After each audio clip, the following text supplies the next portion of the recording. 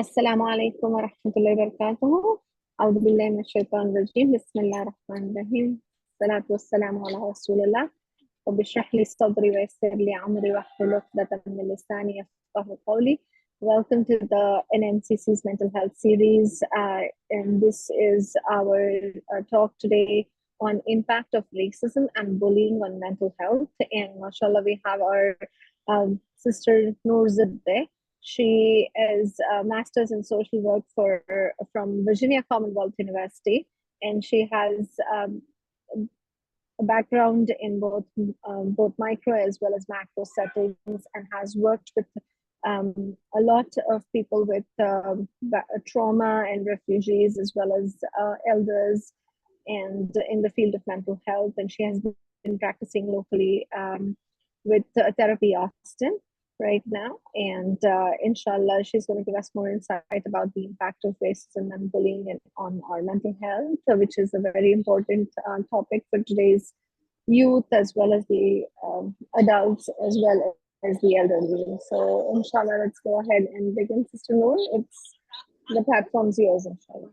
Inshallah. Thank you so much for the introduction, and thank you for having me. So I want to begin by telling you a little story.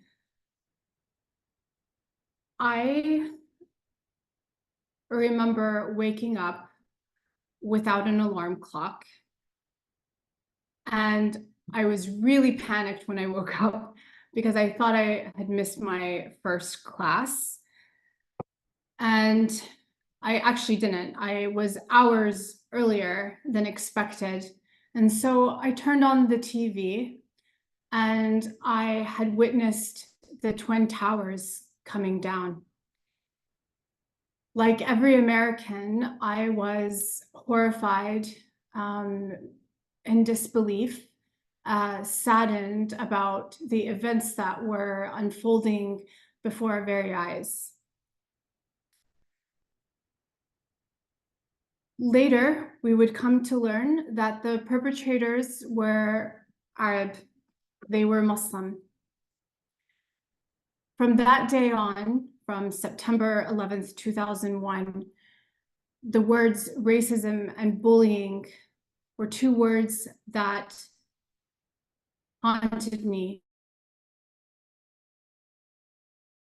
Also included, it haunted my family, my community. I was no longer the weird, strange brown girl who didn't eat pepperoni on her pizza, or didn't go to dances or parties, or she couldn't have boyfriends. No, I was now deemed a terrorist. And with racism and bullying, which we will talk about more and what that includes, but we experienced, and I experienced, things such as exclusion, threats. We had a lot of people calling my dad's office, making threats to hurt us, making threats to our family. We would get phone calls at home, people throwing eggs, and just was a lot of bullying afterwards.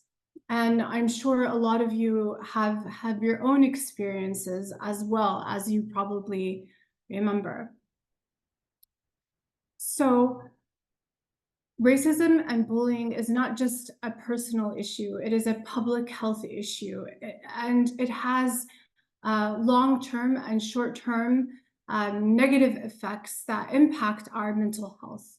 And this is one of the many reasons that I really wanted to become a therapist or go into get my master's in social work. I wanted to work with vulnerable populations and the oppressed. I mean, again, it's one of the reasons. And for those who didn't have a voice, and a lot of vulnerable populations are bullied on a micro and macro level. So I think it's a really important topic, and I'm hoping that it is something that we as an ummah and also our community can work on together to improve our children's lives and our loved ones around us, and also our communities around us as well. So, bear with me. We'll talk about a little bit about what is bullying, what is racism. Later on, we'll talk about today's political climate, and most important, how it impacts our mental health and prevention. So what is bullying? Bullying is a form of aggressive behavior in which someone intentionally and repeatedly hurts another person or causes injury or discomfort. And bullying can take the form of physical contact, words, or subtle actions. So it has to be repeated. And repeated is the actions that occur over time to an individual or to a group of people. And this could be for days, it could be for months, it could be for years. Intentional. Intentional is important in terms of looking at bullying. This is the deliberate attempt to hurt the other person or a group of people. Power imbalance. Power imbalance is typically what you see in movies. You see that this is a person has more social and physical power. Movies like Mean Girls really kind of depicts that. A lot of 1990s and 80s films that can depict what physical bullying and verbal bullying would look like due to power imbalance in films. So what are the different types of bullying? Verbal. This is the teasing, name calling, insults, cruel criticism, and threats. Physical, you're going to see hitting, slamming, spitting, shoving, tripping, grabbing, and vandalizing someone's property. And that could be for both in school settings and in work settings. So in school settings, you might see their car is vandalized, their locker is vandalized. And in work settings, it could be something to do with their desk or their own personal belongings. Relational. I want you to think about quiet, and this is hidden, and think of the word gaslit. That comes to my mind a lot with relational bullying. And this could look like spreading rumors or not including someone in a group. Again, this can happen for children and for adults. So I want to give you examples of relational that could happen. So let's say you're at work and you have a boss who takes out all the members of the team, but excludes one person, and it's intentional. Remember, intentional is the word. It's deliberate. And they say negative, derogatory things about this person, make up false rumors about them, but they take everyone else to go out to eat weekly, but this person is not included. That is an example of relational bullying. You could see this in schools as well, where with children and young adults, this includes leaving their friends. So again, making up stuff about this person, hurting them, spreading rumors, and then not including them to come to a slumber party or to group activities, and making them feel very left out. And a lot of gaslighting will happen during this time as well. Unfortunately, this happens in adults, and especially in social circles. I see this in my own practice, that you know, people will be excluded. And over the years, this is something that I have come to encounter even with adults, that they will feel excluded out. And, you know, it does take a toll. All right, cyberbullying, this is a big one. This is inflicting harm through technology, through in phones, electronic devices, and computers. So cyberbullying, it's usually a minor, and they are subjected to torment, harassment, embarrassment, and humiliation, again, through technology. The tormentor is usually a minor. Now, if the tormentor is not a minor, and it's an adult, we are now going to be, it's not considered cyberbullying, but cyber stalking. Cyberbullying does not happen in one go. That's important to know. It takes place over a period of time. And that's because the victim and the perpetrator, it takes a long time to kind of establish a relationship. And we'll talk a little bit more of what those types of cyberbullying that you might see where this might occur, where they're building a relationship. Children actually and young adults can actually see the clues that it's happening to them, but for parents it's really hard because there's no physical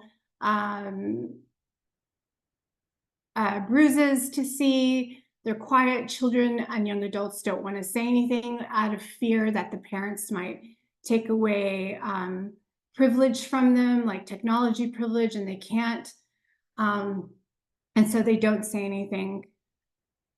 So again, it's really hard to see. So examples of cyberbullying that we're going to see is, you're going to see mean text, repeated mean text, sharing or posting of private images or videos, and sharing that along either social media or other places. And now, actually, depending where you're at, there are laws in place. Sometimes the law is on your side, sometimes no. So it's cyberbullying is actually it's really tragic, actually, because there's not a lot of repercussions sometimes around it. You're going to see exclusion. Again, not including someone or in groups. People can create hate groups or websites against a person. And unfortunately, that's another thing that I have encountered in my practice where that can happen. You're going to see threats to someone, or they're going to say, you need to go and kill yourself. And how does that happen? So they say, if you don't do this they start blackmailing the person, and they start to say, if you don't do this for me, I'm going to harm your parent. And so I need you to send me a picture without your shirt. It could be something like that. And I know exactly where you live, and I'm going to hurt your parent. Or they could bully them into taking their own life. There's also jealousy bullying. So what is that? I want you to think about for example, the popular girl or the popular boy at school. Popular kids are also victims of bullying as well. You can see this a lot of times with girls in high school.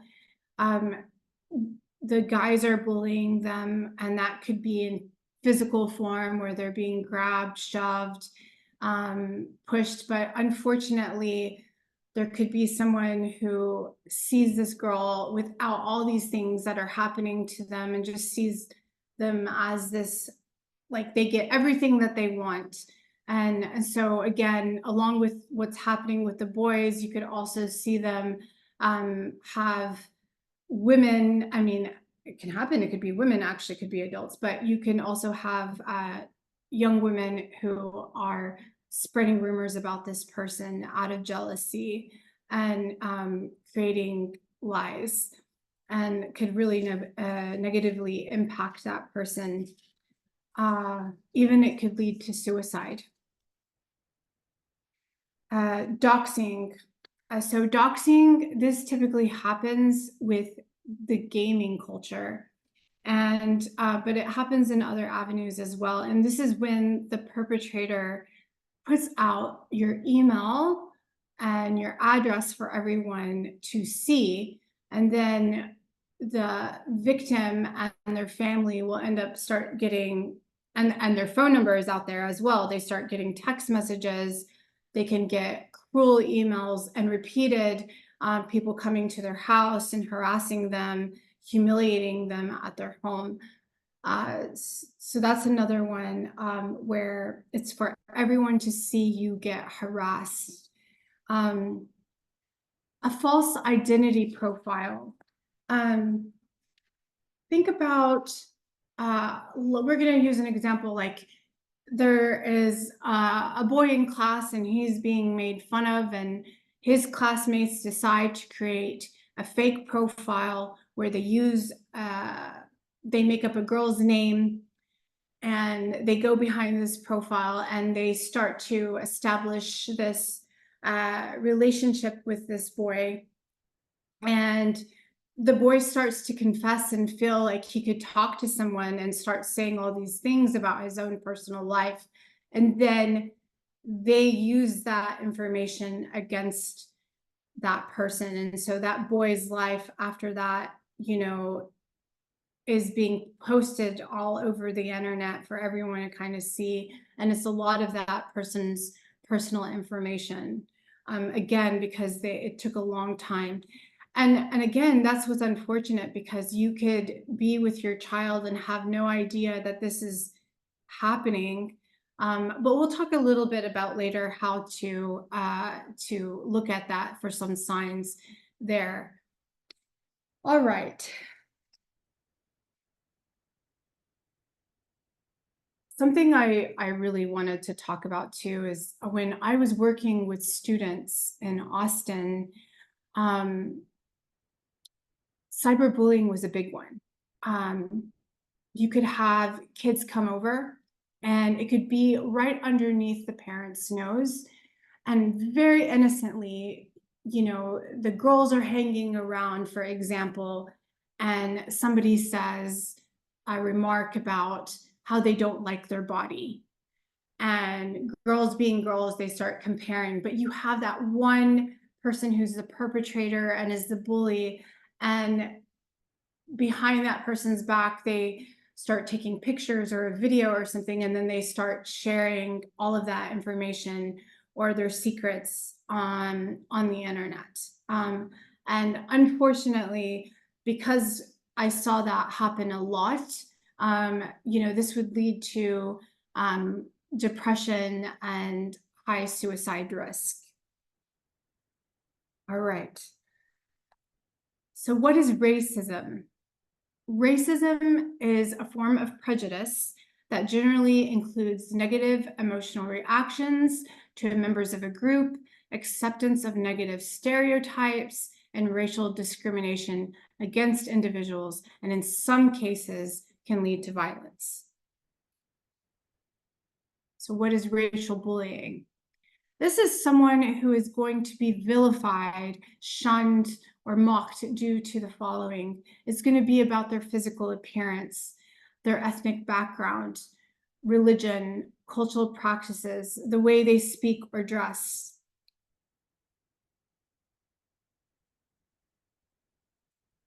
We'll go over some statistics right now. There's many, and I wish I could have put a lot more, but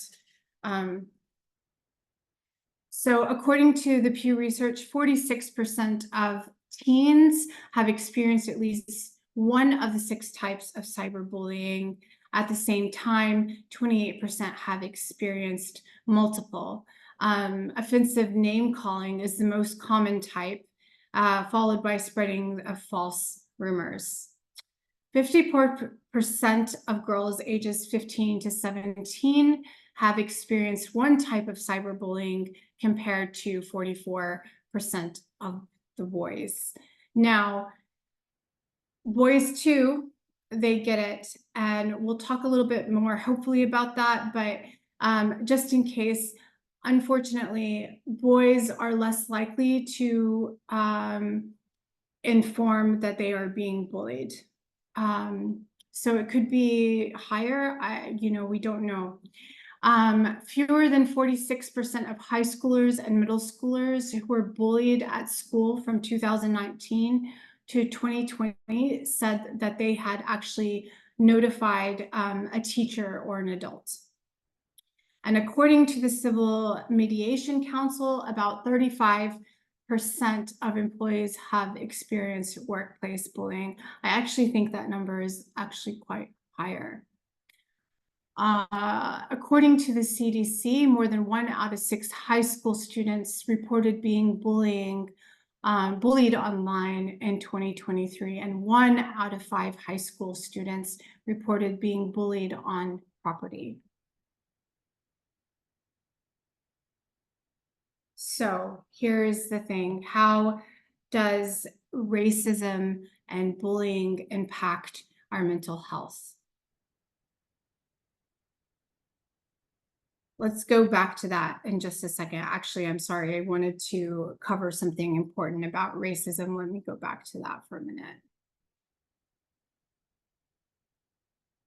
I want to talk about microaggressions. Microaggressions are a big deal in racial bullying, and you're going to typically see this with adults as well.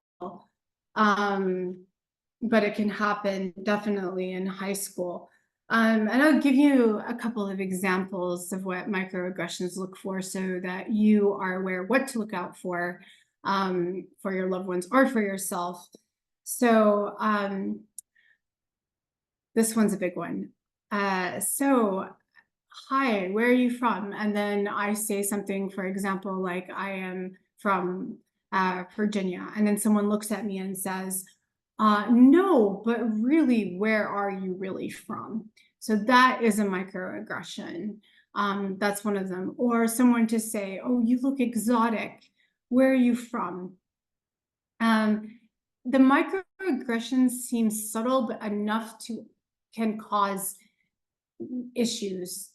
So other things that you might see in microaggressions are stereotyping. Yeah, definitely. Stereotyping is a big one. They also might act surprised at someone's, a person of color's intelligence. To me, I see that as a microaggression, and I've seen that happen in workplaces, unfortunately, before. Tokenism. I'm not sure if any of you have experienced this, but I know I have, and it's unfortunate, but that is asking a person of color to represent their entire race. So they don't have anyone, it could be completely something that they're doing that has nothing to do with your race or what is going on, but they decide to use you as that person because they need that. So that's tokenism. And you see that a lot too in movies where you have like the one, and this happened a lot, particularly like in the 90s and the 2000s with that, there were all the white kids surrounded by like one black guy or one black friend, so that's tokenism. Another one that you might see with microaggression is, this is not really for like minorities, but this could be for age. You might hear something like, you're such an old man. You're such a boomer. To someone who is elderly. You know, actually, I want to say I love Generation Z. I think Gen Z is amazing. The only thing I always tell my Gen Zers is that unfortunately they think everyone is old. But this could even happen with when they're talking to millennials or Gen X, you know, and they're saying something like that. But again, it's a microaggression. Um, Also, microaggressions can happen to people with disabilities. You might see someone, you know, talking to a companion of someone, of the disabled person, but not even looking at the person at all, just talking to the companion. That's a microaggression. Or saying, "What's wrong with you?" You know, yeah. One that's big that I see with racial bullying too, in terms of the subtle microaggressions, and I really, you know, want people to be able to be assertive and to take up for themselves, because this happens often, especially to minorities or vulnerable populations, and that is telling someone that they are overreacting or they're too sensitive. um, I would often hear that, you know, somebody would be talking about, you know, Islam in a very derogatory way. And then they would say, and I would say, and try to take up for my religion, and they would say, "Oh, you're just being too sensitive and you're overreacting." There was a terrible movie that came out after September 11th that everyone seemed to enjoy, and it really mocked, you know, Islam. And I remember being so offended by it. And I would say that to my friends, "I'm offended by this movie. I don't like it." And I would often be told that I was being overreactive or being highly sensitive. And I'm sure a lot of you have encountered issues similar to that. Another example I can tell you of a story that happened was when I lived in Tennessee. I remember being in the hospital, and I was waiting for my parents, and I was in the waiting room, and there were these people behind me, and astaghfirullah, I shouldn't have been listening in, but they were right behind me. I shouldn't have been listening in, but they caught my attention because they were talking about this guy from Palestine, and I'm Palestinian, so I was kind of excited, and they started off talking quite highly of this person. And then they said, "But that's the thing. He's Muslim. He's not like us. They're never going to be like us." And I remember turning around and saying something. And again, they were like, "You're overreacting. You're being too sensitive. Oh, we love him. We're just saying that, you know, they're not like us." But it was in a very sensitive way and derogatory towards, you know, Islam. So, and not so much as Palestinian, but as being Muslim. Okay. Let's now go to the impact of how it impacts our mental health. So I'm just checking the time just to make sure. So since birth, we have a very natural desire for connection and for belonging. Our childhood experiences are a crucial blueprint to how we make connections with others and how we process the world around us. It is known that, let me get here actually. It is known that at the age at which children experience trauma and how often it occurs, it can easily influence our brain development. So, repeated traumatic events can alter a child's neurobiological development, causing structural and functional changes in the brain's neural circuits and systems. And this can lead to issues with self-regulation, dissociation, aggression, self-understanding, and the ability to form connections with others. And self-regulation, all of these are a big deal, but self-regulation is a big deal because we want our children to know how to manage their emotions and their behaviors, or like when something big happens, how to handle that.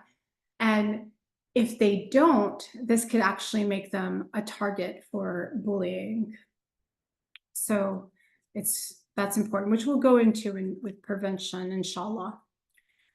So certain brain structures may develop more slowly, affecting the functioning of our limbic midbrain and brainstem.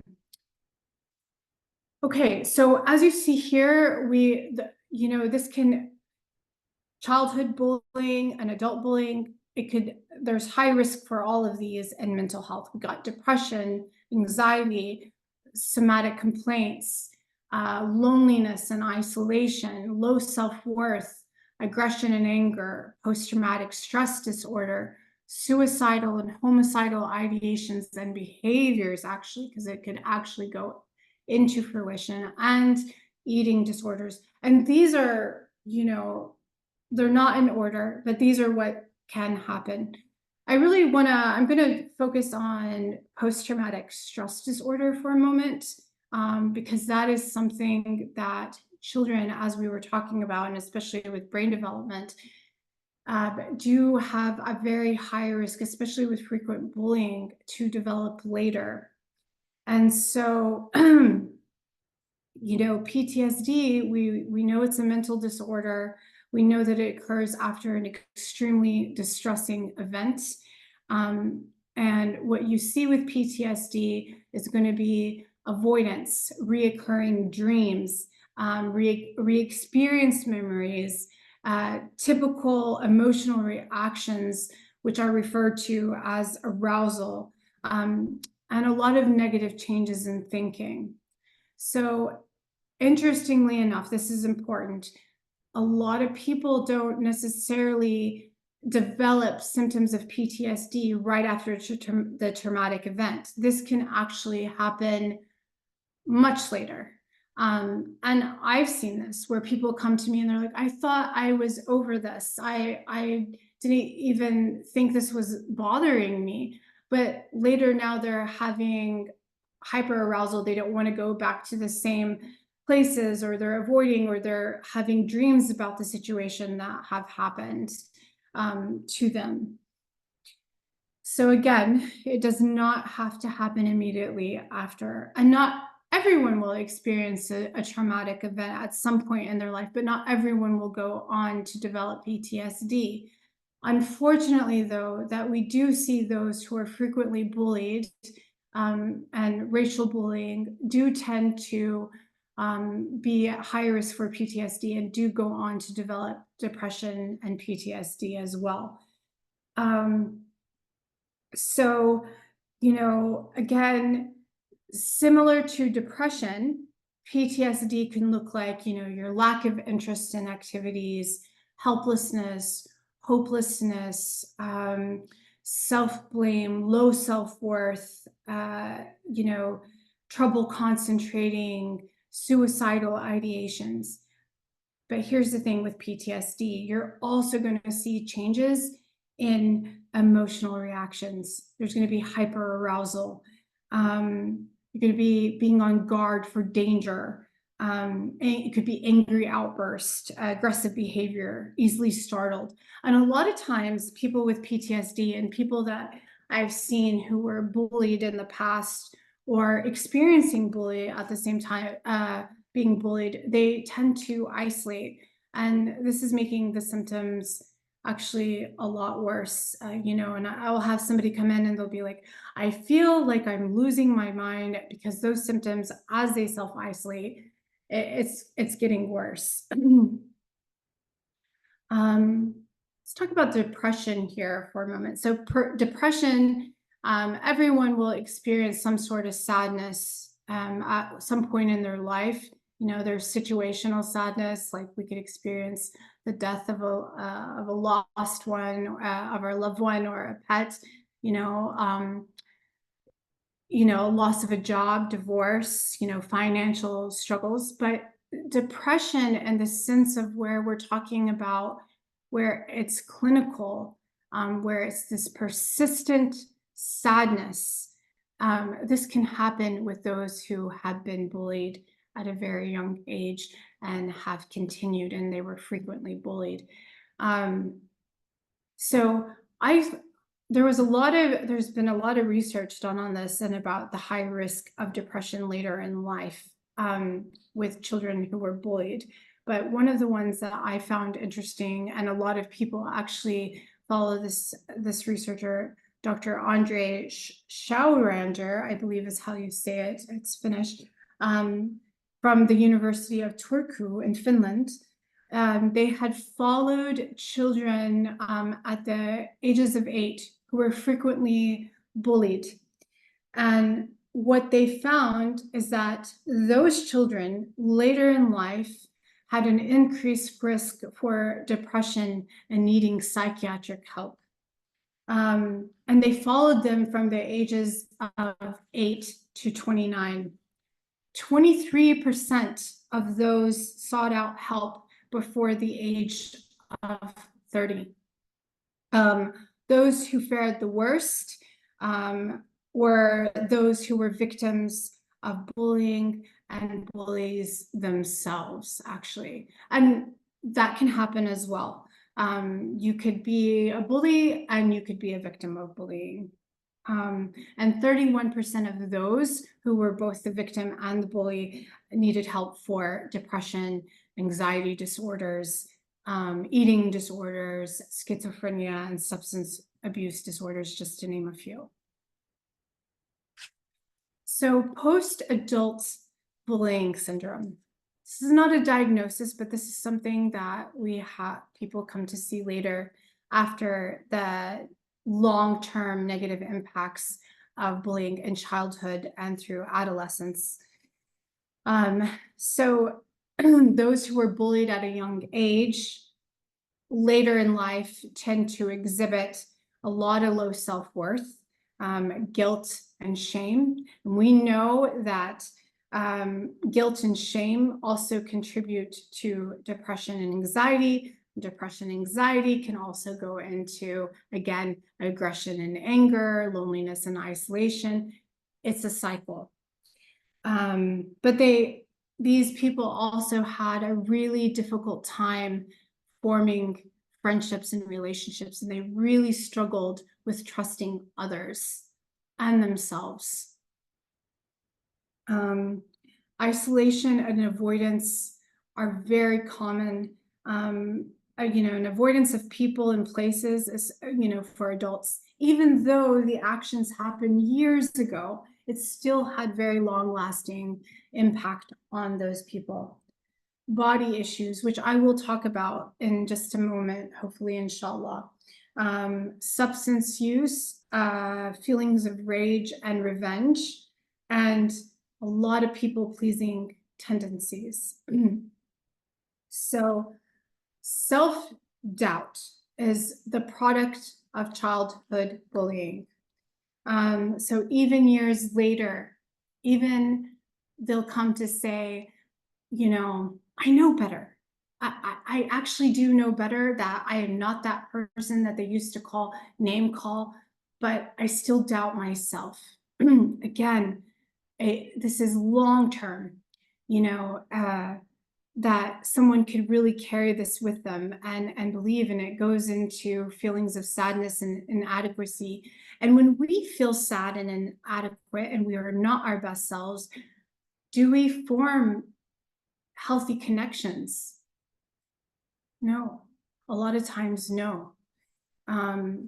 It's how we process the world around us feels very scary, and our ability to form connections. And it could also cause harm in our marriages and relationships.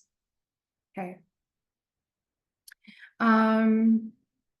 Children who are often sexually harassed or bullied later in life reported feeling rage and wanting to take revenge. And that doesn't necessarily mean that they would come in and that they would want to actually do physical harm, but they would they'll look at that person's social media and they would want them to see that they're not doing well, that they're not successful. And that still kind of plays out. And again, there can become sort of like an obsession with that person that had bullied them. So that's important, for something that we would work on, in therapy. They also found that those who were shame-based had diminished guilt. If you're constantly shamed, you don't have the capacity to feel guilt anymore. And that's scary, because what researchers actually tend to find is that diminished guilt can actually lead to violence. So when you think about, unfortunately, school shootings that have occurred, and when you hear about how many times this person was reported for bullying and mental health issues, a lot of them had lacked capacity for guilt, and again, that can lead to violence. And so that is something that we want to prevent. In terms of, eating disorders and body shaming, we see this a lot with adults later. And again, the negative impacts, especially if a child is being bullied for their weight. There are people who are like, I never want to eat again, who go on to develop anorexia nervosa or bulimia because they were bullied so much about their weight. And I know people, and I've seen people, and this has happened, where they were not even overweight or obese, and were still being mocked and shunned and bullied, and it left them with eating disorders. And it can also be the very opposite. There are people who just, who wouldn't weigh as much, and they were constantly bullied for the way they looked. And again, this could play out into a lot of eating disorders. Okay, I'm just checking the time. I want to be thoughtful of this so we can ask questions as well. Okay. So who's at risk, and let's talk about who's at risk as children. We have vulnerable children. Vulnerable children could be those who are of low socioeconomic backgrounds, minorities, refugees, immigrants, disabilities, neurodivergent, children also, this could also happen. They're at risk for being targeted. Popular children as well. Again, they are not immune to being, from not being bullied. Girls, and sometimes the perpetrators are not just boys, they're girls. And unfortunately, we see that a lot. Children of different religions or beliefs, children of different races, immigrants and refugees, and proactive targets. And proactive targets, again, when I talked about self-regulation, these are children who don't know how to really vocalize a lot of their needs and their values, and so they don't know how to emotionally regulate, so they get very upset, and they might not know how to manage their emotions, so they could be aggressive, they could act in a very different way, and so it can make them the target for bullying. Who is at risk for adult bullying? We have people who are our subordinates. You think about your job and your boss, you know, that can happen. Unfortunately, there are a lot of people who are targeted at work. This is something, unfortunately, I see a lot, actually. Women, and I know I didn't include men on the slideshow, but men, of course, but women, these are really at risk at bullying as adults.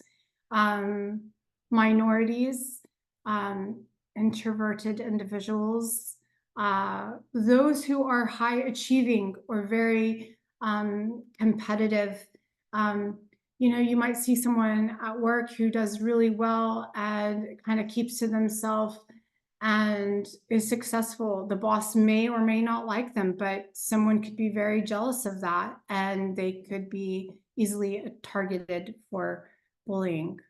Someone with an online presence, you know, today we live in a world of media influencers, you know, individuals with disabilities, vulnerable populations, and those who are non-conforming. I want to talk a little bit about today's political climate, and especially for our ummah. We are now living in a time where we see our politicians say very derogatory things against Islam, and which creates more fear, and students tend to see that now a lot in schools. I remember actually, you know, we did something here in Austin for students in 2016 and 2017 when the rhetoric of how bad when they wanted to do like the Muslim ban, for example, and then now every Muslim is now considered like a terrorist and bad and feared. And so, you know, we worked with young kids here in Austin and we got them to do art and to express things in groups, and they were being bullied, unfortunately. They were being bullied, and it's because of a lot of the political climate. So I really hope with prevention in our, you know, ummah and in our communities that we come together and we teach our children how to protect themselves, what parents should do. And unfortunately, especially now with what we're seeing in Palestine and in Sudan and in Congo, you know, all these places where there is genocide and, you know, the world is watching, and yet we have our politicians who don't care about human rights and see us as less than nothing. Of course, this creates an environment for children and adults to be bullied. So I hope that we can come together and really work on maybe doing some process groups or coming together as an organized stuff for our community to help those who are being targeted. I'm going to share this little video really quickly. I really like this video, and I hope that you guys can see this. And then we'll go talk about what we could do for prevention, inshallah.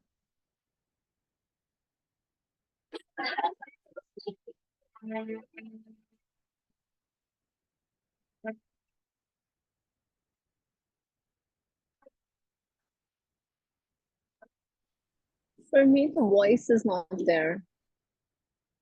What? Sorry, I didn't hear you. Can you not hear it? It is cutting off in between. Oh no. Okay. Should I not play it? We can play it later, and if someone wants to see it later. Or we could send the link in the Yeah, that would work. Yeah. It's just a little 2-minute video, and it's basically showing that all it takes is one person, and I think it's very highly effective video to show your children actually, and it should work for adults as well. Okay, Perfect. We'll go on to the next one for the continue with prevention, and then we'll go, inshallah, to questions. Bismillah. I'm trying to get out. Okay, here we go. So prevention. What we can do for children right now is focus on your child to develop self-confidence and find particular interests and talents. It's really important that we value our children and not just think about the ABCs and the 1, 2, 3s, and you must bring, all straight A's. Okay, I understand that can be very important to a lot of families, and I understand where that's important. But when children learn interests and hobbies, it actually helps their self-esteem, their self-awareness, the way they look at the world. So, and the more they see that, and the more they believe in themselves, this allows children to not get bullied, actually, because they see their self-worth. And the way they treat themselves is the way they're going to want to see how other people will treat them, so they don't start to allow others to come in. So again, finding particular interests and hobbies are really important. I think sports are a great thing, actually. And unfortunately, a lot of times we tend to not see that a lot in our communities. But sports are a big deal. I think that can really help people to build confidence. You want to address academic and social needs early.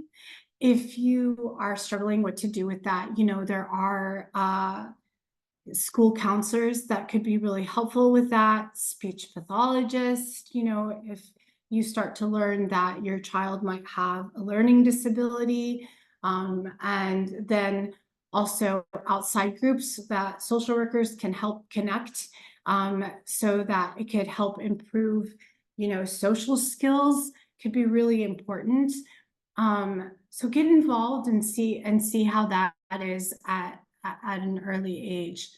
Learning assertiveness skills, and that it's okay to be assertive. I can't speak for everybody, but I know sometimes, even in the context of just being Middle Eastern and being Muslim, that being assertive sometimes can be looked down upon. And we have to be careful because, again, we want to respect other people.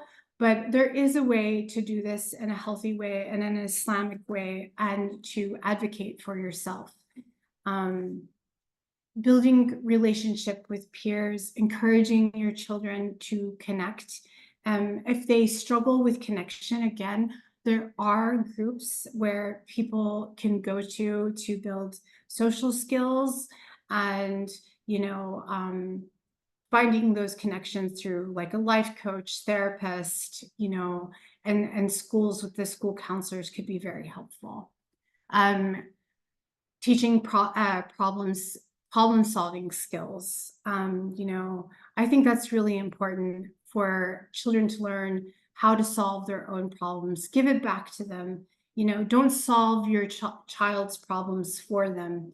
It's really easy. We want to do that. We want to have easy fixes and not let our children suffer. But if they don't learn how to problem solve, again, that can also lead to easy targeting. So teaching your children problem skills is crucial. Teach your children how to advocate for themselves. Build academic competence. I think when you have really good, high academic competence and you believe in yourself and you encourage your child, is very different than when you're putting a child down and saying you can't do anything well, even if the child brings like a B or an A, and you're like, you know nothing. That ruins their self-worth. And when they go out into the school or into this world, again, carrying that low self-esteem can put them as a target. And it also increases, depression and anxiety. So building academic competence is important. Be a detective for your child when it comes to cyberbullying, because again, I mentioned earlier, you're not going to see a lot of physical symptoms sometimes from your child. But I can give you an example. So like if you see that your child is becoming extremely irritable and they're really kind of been like happy-go-lucky for the last several weeks or months, and suddenly they keep coming off of the computer and they're in a bad mood, could be a sign that something is happening, you know, so you really want to watch out for that. You know, are they self-isolating? Are they becoming aggressive or are having angry outbursts?